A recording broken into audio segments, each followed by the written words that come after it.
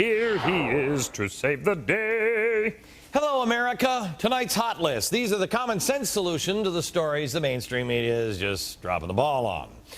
Here in New York City, of all places, Michael Bloomberg, the mayor of this great town, is a glimmer of what he would call common sense.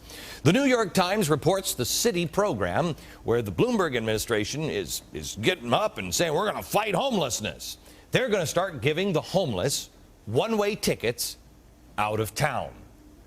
The Times reports now, instead of putting families up in expensive shelter systems that cost $36,000 a year just to house a family, the city now is going to pay for families to go live with a relative in some other place. Or maybe even another country. Doesn't have to be another city, another country too. Hey, maybe we could just have them sneak across the border in the middle of the night and take the jobs that those Canadians just won't do.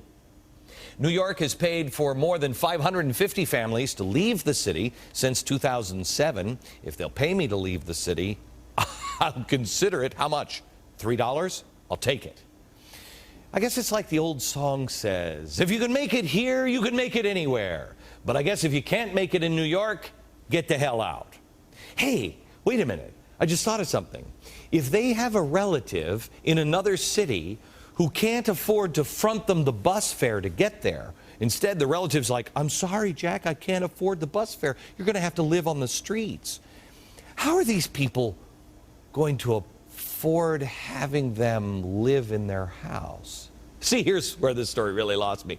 The New York Times reports that in rare cases, Bloomberg and the city will advance the family up to 4 months' rent, a 1-month security deposit, a furniture allowance, and a broker's fee.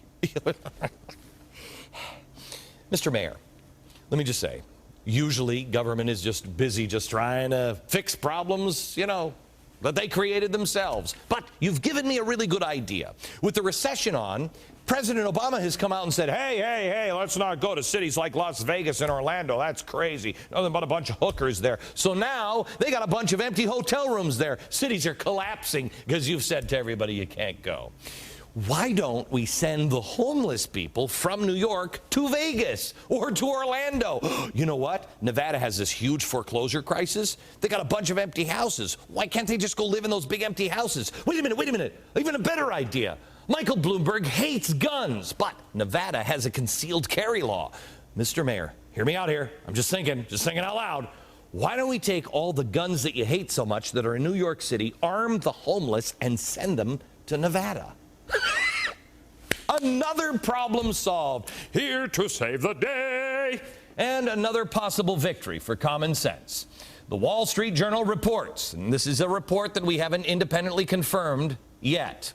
The government today announced that it has discovered paper has two sides.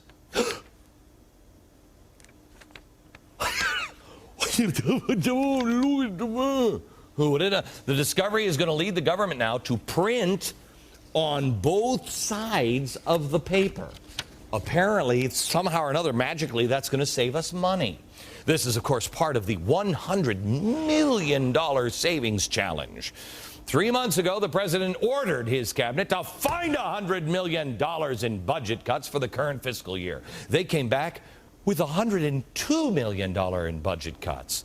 That is, to put this into perspective, 0.006% of the federal budget, but they're in there pitching for you. Some other ideas besides paper: the Air Force has proposed replacing jet fuel with commercial aviation fuel and some military additives, saving nearly $52 million next year. A division of the Treasury Department identified unused phone lines that were costing them $320,000. How many phones are you not using? Homeland Security could save $300,000 just by emailing some documents instead of printing them out on only one side.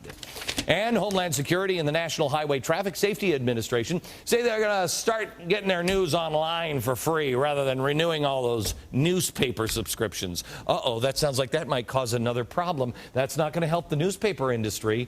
Oh, but it will help the trees, which help the environment. Now I'm lost. Now I don't know what to do. Critics say the reductions are minimal at best. But they show how behind the government really is. When I say behind, I mean behind the times. I just wonder why we weren't doing these things before. Oh, I remember now. Because they're all dopes in Washington. Now a story that was sent to me by Representative Jason Chavez, a freshman congressman from Utah. We already are, spending some of the money that we just found. Yeah, we're not going to save that money. Please, look at all the money we just found. This is free money. Well, 2 bills have passed in the House yesterday, and they will spend millions to protect your favorite animal, my favorite animal. Come on, let's say it together. Yes, the turtle. Oh, and the otters. The Marine Turtle Conservation Fund. And if they actually carried guns and were, protecting our country, maybe I would consider it. But they don't. These are just regular turtles. This one amends and reauthorizes the Marine Turtle Conservation Act of 2004. We're going to spend $5 million annually for fiscal year 2009 through 14, but Chavez's office tells us we can only spend 20% of that money.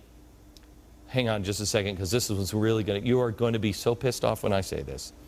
We can only spend 20% of that money here in the United States. The other 80% must be spent on saving international turtles. What? The Southern fiscal years 2010 to 2015 on research and recovery program for southern sea otters along the California coast. Didn't we talk about the sea otter program in California already? Wasn't that one of the things that I said they should cut from their budget in California? Let me ask you a question. Are the otters double dipping in the state and federal funds? Is that what's happening? Is there a lobbyist for otters and turtles that I don't know about? Because maybe we should hire those lobbyists to, I don't know, represent the people of the United States, and to hell with the otters and the turtles. But that's just me, and that's your hot list. What is everyone waiting in line for? A new Harry Potter movie? Free cookie dough? A college class? Really? Find out what they're teaching next.